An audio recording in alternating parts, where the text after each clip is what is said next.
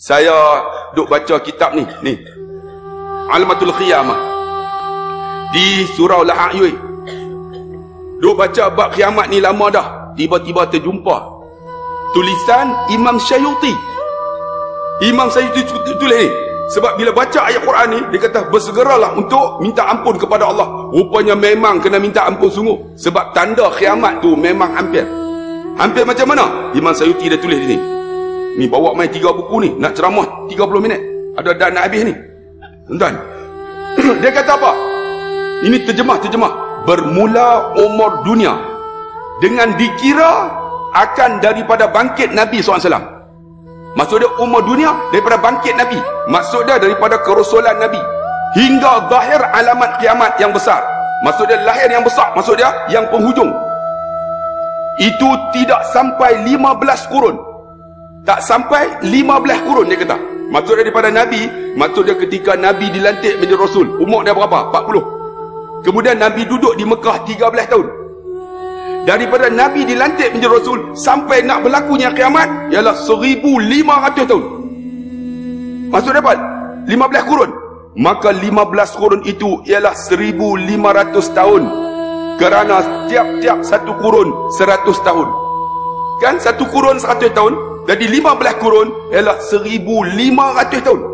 Di antara tanda besar tersebut ialah orang miskin, yang fakir, yang hina telah membina bangunan-bangunan yang tinggi menjadi kaya. Tuan-tuan, Syekh ni kata apa? Orang miskin akan membina bangunan tinggi jadi kaya. Tuan-tuan tengok di Mekah sekarang. Lalu hadis ni dicerita dalam Sahih Bukhari. Sahabat tanya, siapa ya Rasulullah? Maka Nabi kata, mereka ialah bangsa Arab. Bangsa Arab, tengok, mereka dulu ialah penternak. Mereka dulu gembala kambing. Susah tuan-tuan. Bila sebut Jaziratul Arab tu susah sungguh. Tapi sekarang tuan-tuan, bila timbul minyak, tuan-tuan tengok bangsa Arab kaya sekarang.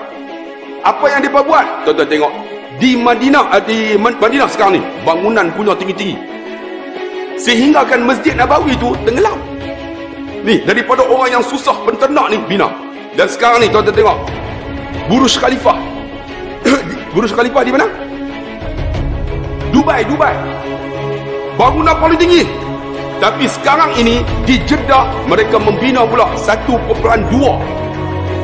Satu lagi bangunan tertinggi di dunia. Tanda ni, kata Syekh ni, ialah tanda yang dekat hampirnya kiamat. Bila dekat hampir kiamat, dia ambil satu hadis. Hadis ini setengah kata daif, tetapi ada yang mengangkat hadis ini kepada Hasan li ghairihi, sehingga akan boleh diterima. Hadis itu kata apa? Saya terlupa matanya. Dia kata, ingat akhir zaman manusia ini akan menghadapi 5 fasa. Fasa pertama ialah fasa nubuwah, fasa Nabi. Lepas Nabi mati, fasa ni habis. Sebelum berlakunya kiamat 1500 tahun tu. Kemudian fasa kedua ialah fasa khilafah. Daripada Sayyidina Umar, Sayyidina Abu Bakar sampai kepada Sayyidina Ali karamallahu wajhah, habis. Kemudian dia naik fasa pimpinan yang memimpin daripada anak-anak keturunan, iaitu apa dah? Zaman kerajaan Umayyah. Sebab tu wahai anak muda, ingat, Islam akhir zaman ni kita akan sampai fasa keempat. Fasa kita lain. Fasa yang keempat ni, fasa apa? Memerintah orang Islam mengikut negeri-negeri. Malaysia, Singapura, ni Iran, ni negeri Islam. Tetapi Islam kita seperti mana? Buih di lautan. Islam ni nampak diri, tapi buih lautan. Sekarang ni ialah fasa yang keempat, fasa terakhir. Dan fasa terakhir ini ialah fasa yang dekat dengan hampir kiamat. Bila hampir kiamat, maka tuan-tuan baca dalam kitab ni, dia kata akan berlakunya kiamat. Tanda yang terakhir itu tanda besar, lahirnya Imam Mahdi. Tanda ini sampai kepada kiamat ialah 9 tahun. Bang, 9 tahun bang. Baca dalam kitab ni, dia ambil daripada hadis Nabi SAW. Hadis ni kata apa? Dia kata, tengok hadis ni. Hadis ini ialah hadis sahih daripada Musnad Imam Ahmad bin Hanbal. Ayatun harazatun manzumatun fi sir. Dia kata, tanda-tanda kiamat bagaikan marjan. Tahu tak marjan? Buat tasbih. Ni dia kata apa? Fi sirk. Sirki ni maksud dia marjan yang digantung pada tali. Ni, hadis ni kata. Kemudian dia kata, fa yaqta'u sil. Apabila tuan-tuan dibuka akan simpulan ini, yuqta'u, kan, dipotong, dibuka. Yatba'u ba'duha ba'dha. Bila dipotong tuan-tuan, maka dia akan jatuh satu persatu. Faham tak? Maksud dia bila mai Imam Mahdi, automatik akan turun Nabi Isa alaihissalam. Automatik akan keluar Dajjal. Sebab Dajjal ni tuan-tuan, kalau tuan-tuan tengok dalam riwayat ni, tanda-tanda kiamat ni, di antaranya Dajjal ni ada dua tanda lahirnya. Pertama, keluar Dajjal ini ada dua tanda.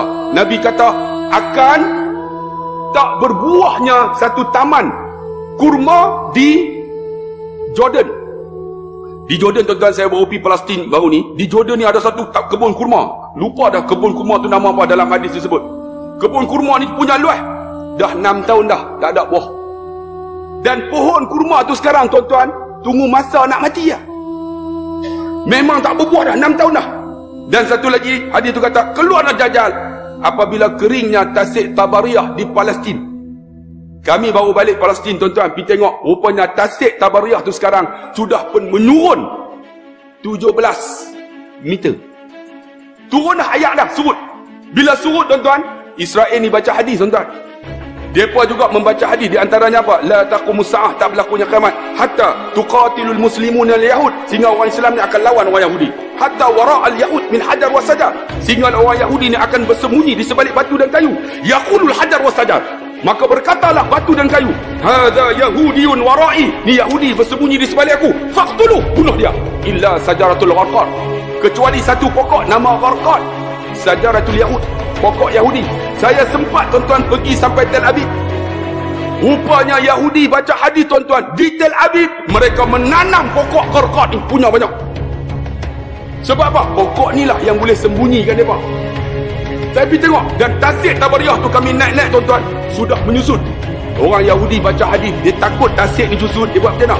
Dia pump air daripada Laut Merah masuk dalam tasik tu untuk penuh balik. Ni orang Yahudi tuan-tuan. Dan kalau tuan-tuan pergi tuan-tuan, ada kubah Sakra. Tuan-tuan duduk kat kubah tu, tuan-tuan akan tengok ada satu lubang. Ni dekat apa nama Baitul Laham ni, Baitul Maqdis. Tuan-tuan akan masuk daripada batu tu, tuan-tuan akan nampak kubah yang pertama ialah kubah As-Sakra tu. Di bawahnya ada batu yang Nabi pijak naik ke langit dalam peristiwa Isra' Mi'raj. Dan Yahudi ni yakin tuan-tuan, Dajjal itu akan keluar daripada lubang tu. Sekarang ni tuan-tuan, di tempat tu Masjid Aqsa ni, di tepi masjid mereka menanam akan mayat-mayat orang Yahudi, menghala akan tu lubang tersebut. Ni terkatok ni, kalau naik tu nampak. Saya tanya ada seorang yang bawa mutawi tu, ni pasal apa dia patala apa ni? Kata mereka sedang menanti Al-Masih Dajjal. Oh, penyelamat mereka. Tunjukkan tuan-tuan bahawa dekat hampir kiamat, dua tanda ni telah berlaku, tunjuk Dajjal. Kemudian dia berutan, dia akan turun. Kemudian tuan-tuan kena ingat, Nabi Isa alaihissalam akan turun di Masjid Umawi. Masjid Umawi tu tak di mana? Di Syria, di Damsyik. Sekarang Masjid Umawi itu telah ditembak oleh Bashar al-Assad, hancur. Masjid tu ada dua menara. Satu menara orang Islam, satu menara lagi menara Kristian. Sebab apa? Dulunya gereja, lalu dia ambil alih tuan-tuan, lalu dia buat menara Islam. Menara tu telah ditembak. Dan dalam masjid itu ada kepala Nabi Zakaria alaihissalam. Saya sempat pergi tengok. Dan mihrab itu tuan-tuan, dalam hadis sebut Nabi Isa akan tolak Imam Mahdi untuk jadi imam. Kemudian dia akan bunuh Ya'juj dan Ma'juj. Dia akan berturutan ni, dia akan seperti mana marjan yang dipotong satu-satu. Selama mana? Maka Imam Sayyuti kata selama 9 tahun. Sekarang dah 50 bang. Maksud dia bila berlaku kiamat, kita dah tak sempat untuk nak buat apa dah. Sebab tu sekarang wasari'u ila maghfiratum min rabbikum, mintalah apa yang boleh buat, minta ampun dosa kita. Sebab tu kata Imam Nawawi, bila minta ampun dengan Allah ni 3 perkara. Pertama, sebut astaghfirullahalazim. Yang kedua, kalau dosa tu kita buat, tolong berhenti. Yang ketiga, jangan ulang dah. InsyaAllah itu taubat yang namanya nasuha. Allah terima taubat kita.